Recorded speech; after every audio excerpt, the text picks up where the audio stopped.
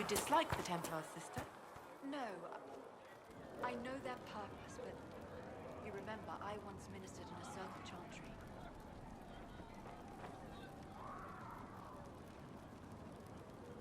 The mages of the circle follow the chant of light as faithfully as the Templars, sister. More faithfully than some Templars, even. Some of the things those Templars did when they thought I did not see.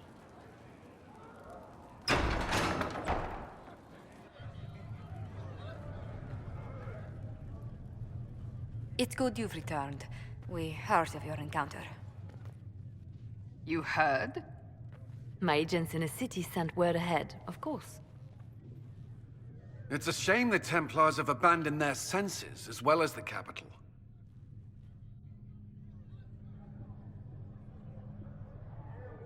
At least we know the Chantry is no longer a threat to us.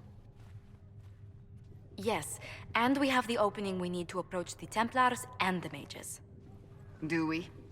Lord Seeker Lucius is not the man I remember. True, he has taken the orders somewhere, but to do what? My reports have been very odd. We must look into it. I'm certain not everyone in the Order will support the Lord Seeker. Or the Herald could simply go to meet the mages in Redcliffe instead. You think the Mage Rebellion is more united? It could be 10 times worse. Or you could stop bickering and make a decision. I agree. We shouldn't discount Redcliffe.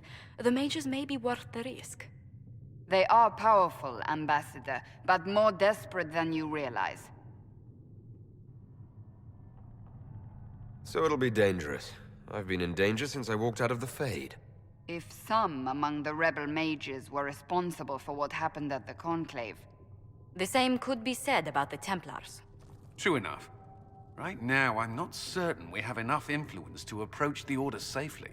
Then the Inquisition needs agents in more places. That's something you can help with. In the meantime, we should consider other options.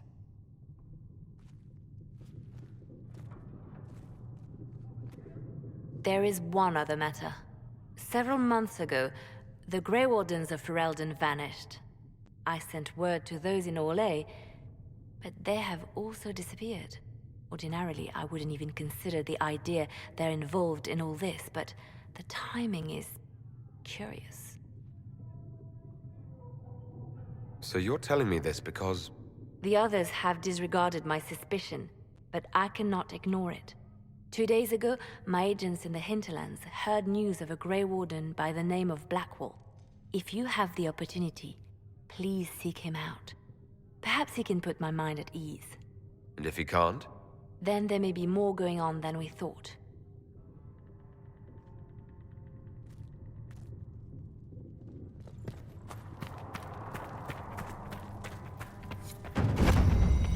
Heaven has been filled with silence.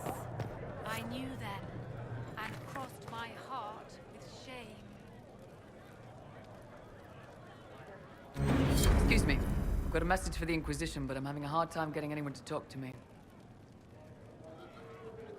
Who are you, soldier? Cremisius Aclasi with the Bull's Chargers Mercenary Company. We mostly work out of Orlais and Navarra.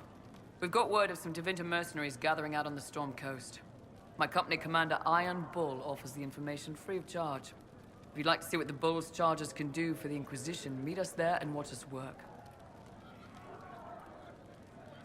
What can your Bull's Chargers offer the Inquisition? We're loyal, we're tough, and we don't break contracts. Ask around Val Royeaux. We've got references. Why did your commander send us this information? Iron Bull wants to work for the Inquisition. He thinks you're doing good work. What should I know about your commander? Iron Bull? He's one of those Kunari, the big guys with the horns. He leads from the front, he pays well, and he's a lot smarter than the last bastard I worked for. Best of all, he's professional. We accept contracts with whoever makes the first real offer. You're the first time he's gone out of his way to pick a side. We'll consider your offer. I appreciate it. We're the best you'll find. Come to the Storm Coast and you can see us in action.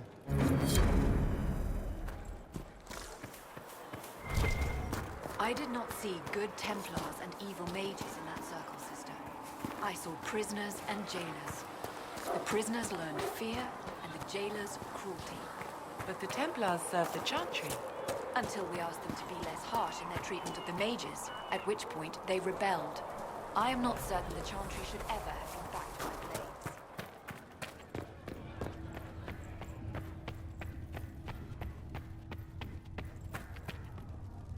I greet you. Farewell. Until next time. Master Lavellen, do you have a moment?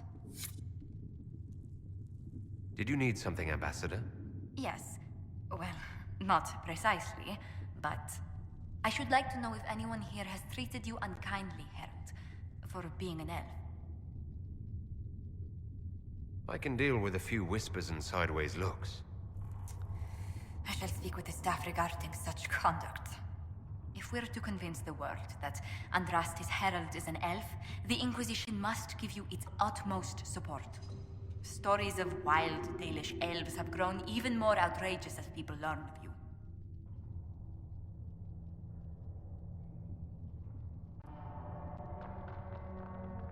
Isn't the magic just as much a problem as my ears? It depends which way the wind is blowing. Magic is meant to serve man, the chant teaches. Close the breach, and we can claim that is why Andraste chose you. Hopefully it will be enough to replace this gossip about the Dalish. How have the rumors gotten worse? I would prefer not to repeat them. Give me something. Stealing children, selling peasants to slavers, burning down villages, using infants for blood magic. Those are the stories about your fellow Dalish. I won't repeat what they've said about you.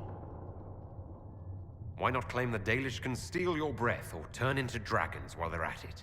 Now that I've said that out loud, someone probably has. Very likely.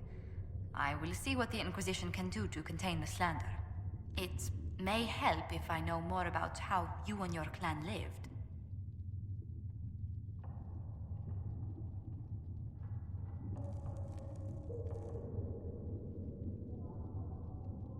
The human towns we traded with ate the same food and suffered the same weather we did. The main difference was that they had homes while we wandered. That must have been difficult. Still, you must miss your clan.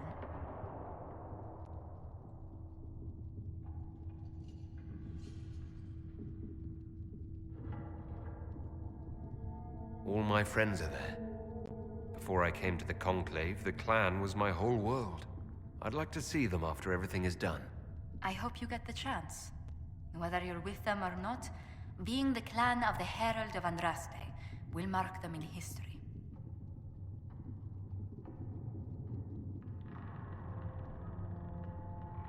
Elves and fame tend to go poorly together. I hope my clan doesn't suffer for it.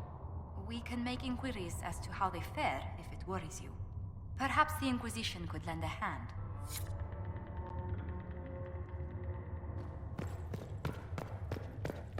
These truths the Maker has revealed to me, as there is but one world, one life, one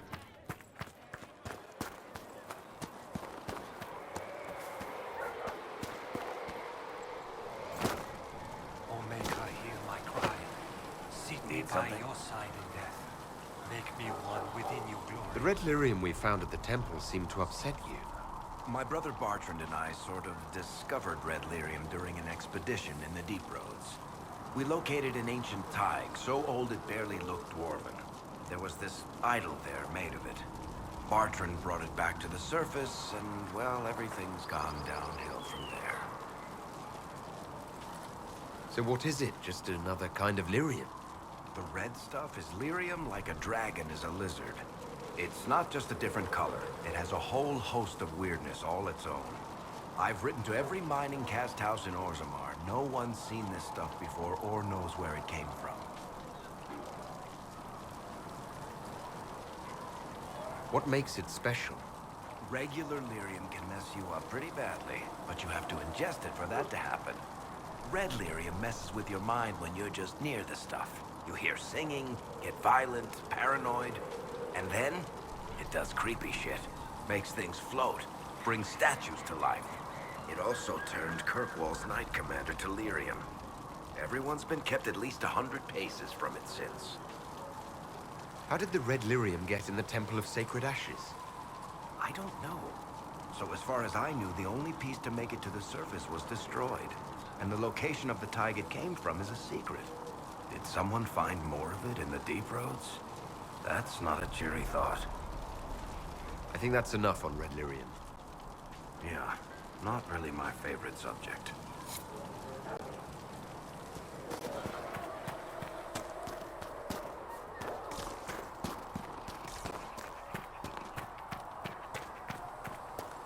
At least we've got Inquisition troops out at Redcliffe, giving those people some...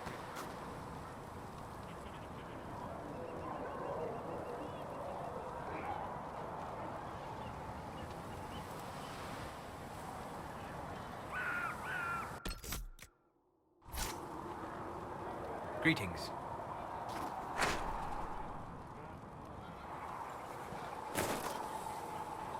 Hello. I'd like to know more about you, Solus. Why? You're an apostate. Yet you risked your freedom to help the Inquisition. Not the wisest course of action when framed that way. I appreciate the work you're doing, Solus. I just wanted to know more about you.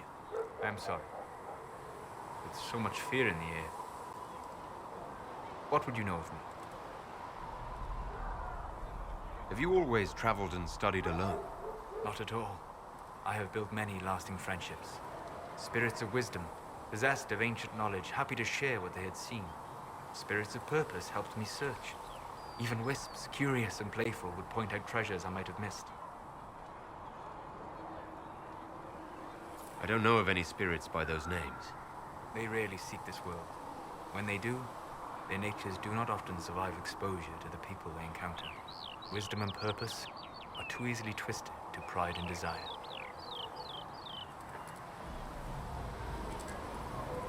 You're saying that you became friends with pride and desire demons? They were not demons for me. Meaning? The Fade reflects the minds of the living. If you expect a spirit of wisdom to be a pride demon, it will adapt. And if your mind is free of corrupting influences, if you understand the nature of the spirit, they can be fast friends. I'm impressed that you could become friends with spirits. Anyone who can dream has the potential. Few ever try. My friends comforted me in grief and shared my joy. Yet, because they exist without form, as we understand it, the Chantry declares that spirits are not truly people. Is Cassandra defined by her cheekbones and not her faith? Varric by his chest hair and not his wit? I hadn't thought about it that way. But I see your point. Thank you. Few are willing to entertain such a notion. You said you traveled to many different places. This world, or its memory, is reflected in the Fade. Dream in ancient ruins, and you may see a city lost to history.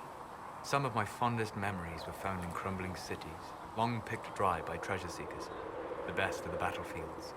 Spirits press so tightly on the veil that you can slip across with but a thought.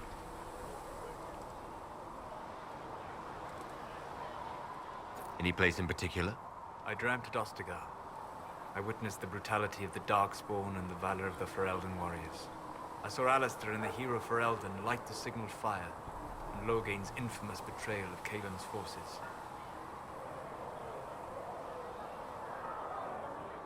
I've heard the stories. It would be interesting to hear what it was really like. That's just it. In the Fade, I see reflections created by spirits who react to the emotions of the warriors. One moment, I see heroic wardens lighting the fire, and a power-mad villain sneering as he lets King Kaelin fall. The next, I see an army overwhelmed and a veteran commander refusing to let more soldiers die in a lost cause. You can't tell which is real. It is the Fade. They are all real. What made you start studying the Fade? I grew up in a village to the north. There was little to interest a young man, especially one gifted with magic. But as I slept, spirits of the Fade showed me glimpses of wonders I had never imagined. I treasured my dreams. Being awake, out of the Fade, became troublesome. And spirits tried to tempt you. no more than a brightly colored fruit is deliberately tempting you to